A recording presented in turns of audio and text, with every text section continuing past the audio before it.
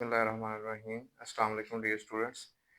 आज की यानी आज का ये तीसरा लेक्चर है जिसमें हम ये पढ़ेंगे कि गलवानोमीटर को हमने ओहोमीटर में कैसे चेंज करना। गलवानोमीटर को मीटर में और जब हमने वोल्ट मीटर में चेंज किया है ना, उन दोनों से ये थोड़ा डिफरेंट था। उसकी बुनियादी वजह ये है कि देखें, वहाँ पे हमें किसी में भी बैटरी नहीं लगानी पड़ी। इसके लिए ना ओहोमीटर में चेंज करने के लिए एक बिल्ट इन बैटरी जो है ना, ये पहले से इसके अंदर इंस्टॉल्ड है। और इसमें ये एक जो वेरिएबल रेजिस्टेंस है जो कि सिस्टम खुद ही जो है वो इसमें वेरिएशन लेके आता है। वो मैं बताता हूँ कि क्यों लेके आता है वो वेरिएशन।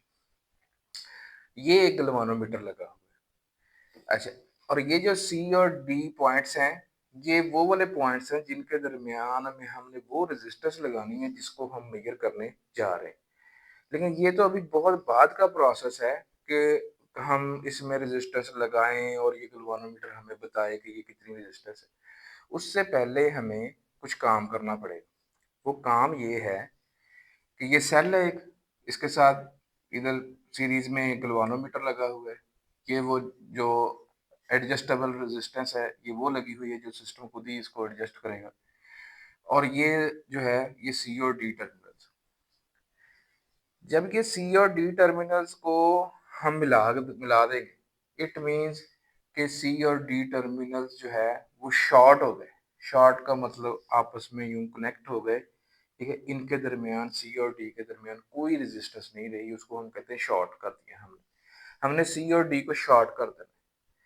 उसमें फिर ये वेरिएबल रेजिस्टेंस इस हिसाब से वर्क करेगी कि जो है गलवानोमीटर आपको फुल स्केल डिफ्लेक्शन दे, लेकिन उससे हम जो है ये गलवानोमीटर बर्न नहीं होगा। ये सिस्टम के अंदर जो है ना बिल्ट इन लगी हुई होती है।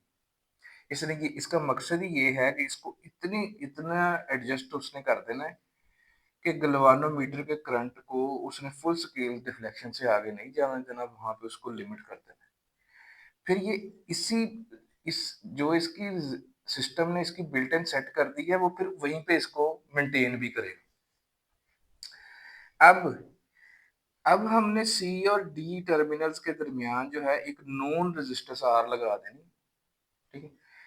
वो आर रेजिस्टेंस की वैल्यू हम जानते होंगे। अभी हम उस प्रोसेस की तरफ नहीं जा रहे कि हम जो है अननोन रेजिस्टेंस यहाँ पे जानने के लिए लेके आए। अभी हम सिर्फ ये काम कर रहे हैं। हमने एक्चुअली ये जो गलवानोमीटर के ऊपर जो मार्क्स लगे हुए हैं, हमने इन मार्क्स को, आप समझ लें कि हमने स्केल करना है।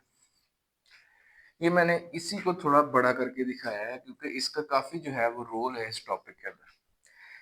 अब हम ये क्या किया हमने कि एक ये आर नोन रेजिस्टेंस हमने यहाँ पे लगा दी, ठीक है। फॉर एग्जांपल वो 1 किलो ओम की रेजिस्टेंस है, 1000 ओम की रेजिस्टेंस।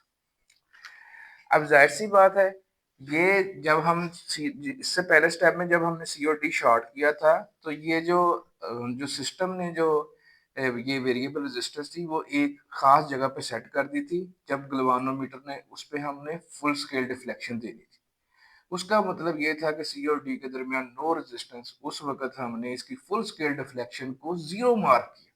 ये जीरो असल में यहाँ पे रेजिस्टेंस की वैल्यू जीरो है। अगर सी और डी ओपन छोड़ देते हैं, इसका मतलब है कोई करंट गलवानोमीटर में से नहीं गुजरेगा क्योंकि सर्किट ओपन हो चुका। उस वक्त कोई करंट नहीं गुजरेगा, तो रेजिस्टेंस की वैल्यू क्या होगी? इन्फिनिटी होगी। सी और डी ओपन सर्किट, रेजिस्टेंस की वैल्यू इन्फिनिटी। अब हम यहाँ पे एक नॉन रेजिस्टेंस 1000 लगा रहे हैं, जहां पे गलवानोमीटर की सुई जो है वो मूव करके जाएगी, उसको हम मार्क कर देंगे कि ये आर, ये 1000 ओहम है। इसी तरह हम ये वाली रेजिस्टेंस उतारेंगे, फिर एक और non resistance 2000 ohm, 25, 2000 ohm, 2500, 3000 ohm. इस हिसाब से हम ये पूरा जो स्केल है ना, इसको मार्कअप कर लेंगे कि इसकी अगर यहाँ पे रीडिंग है तो ये है, यहाँ पे है ये है, यहाँ पे ये है, यहाँ पे ये है।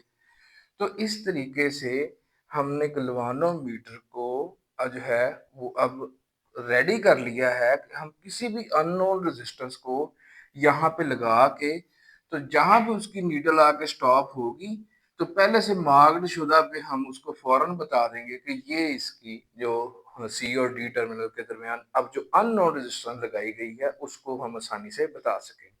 तो बहुत शुक्रिया। अस्सलाम